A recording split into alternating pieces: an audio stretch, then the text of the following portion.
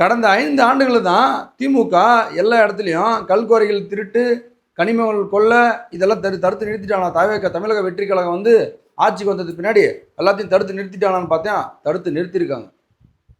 கிட்டத்தட்ட சட்டவிரோதமாக 18 கல்குவாரிகளை இருந்ததை மூடியிருக்காங்க. அதுக்கப்புறம் பெண்களுக்கு பாதுகாப்பை உறுதி பண்ணும் வகையில் நடந்திருக்கு.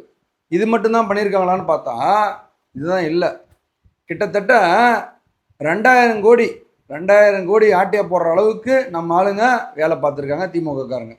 அது என்னன்னு பார்த்தீங்கன்னாக்கா, பிரிகேட்னு ஒரு கர்நாடகாவை சேர்ந்த ஒரு நிறுவனம், கர்நாடகா தலைமையகமாக கொண்ட நிறுவனம் தான் இந்த பிரிகேட் நிறுவனம். அந்த பிரிகேட் நிறுவனத்துக்கு நம்ம சென்னையில் ஒரு கிராமம் ஒன்று இருக்குது, ஒரு பகுதி பள்ளிக்கரணை ஒரு ஏரியா இருக்குது.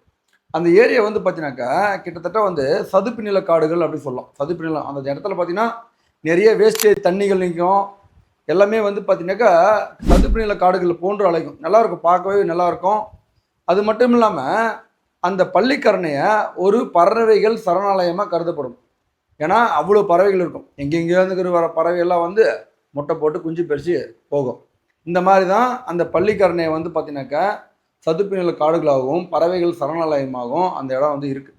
அவ்வளோ அருமையான இடத்த நம்மளுங்க இதை கூறு போட்டு வித்தரலாம், இதை பட்டா போட்டு வித்தரலாம் அப்படின்னு சொல்லிட்டு கடந்த ஆண்டு ரொம்ப வேகமாக திட்டத்தை போட்டாங்க திமுக காரங்க.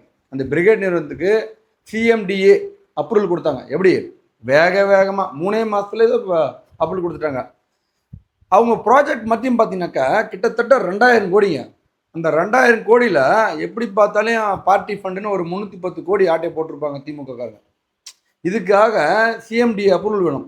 இந்த அப்ரூவல் இருந்தால் தான் என்ன பண்ண முடியும்னு பார்த்தீங்கன்னாக்கா, குடிநீர் தேவையை உள்ளே கொண்டு வர முடியும், சாலைகளை கொண்டு வர முடியும், மின் விளக்குகள் அதை வந்து உள்ளே கொண்டு வர முடியும். இதெல்லாம் இந்த சிஎம்டி அப்ரூவல் இருந்தால் தான் இது மாதிரியான உள்ளே கொண்டு வர முடியுன்றது இருக்குது.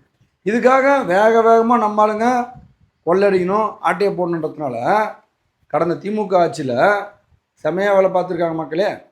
இதான் நடந்திருக்கு. இது தமிழக வெற்றி கழகம் ஆட்சிக்கு வந்ததுக்கு பின்னாடி இதை டோட்டலாகவே வந்து ஷட் டவுன் பண்ணிட்டாங்க, முற்றிலும் தடை பண்ணிட்டாங்க. அந்த ஏரியாவில் எந்த வகையான கட்டுமான பணிகளை மேற்கொள்ளக்கூடாதுன்னு சொல்லிட்டு தடை பண்ணியிருக்காங்க. அதுக்கப்புறம் பார்த்தீங்கன்னாக்கா இந்த தாவேக அரசு வந்ததுக்கு அப்புறமா தான் இந்த பிஎஃப் பார்ட்டி ஃபண்டு வந்து பார்த்தீங்கன்னாக்கா கட்டுமான பணிகளுக்கு இந்த பார்ட்டி ஃபண்டுன்னு வாங்குறதே பார்த்தீங்கன்னாக்கா இந்த திமுக தான். அது பார்த்தீங்கன்னா 25%, 24% வாங்குவாங்க, அதாவது பார்ட்டி ஃபண்டு. இதெல்லாம் இவங்க வாங்கியிருந்தது தான்.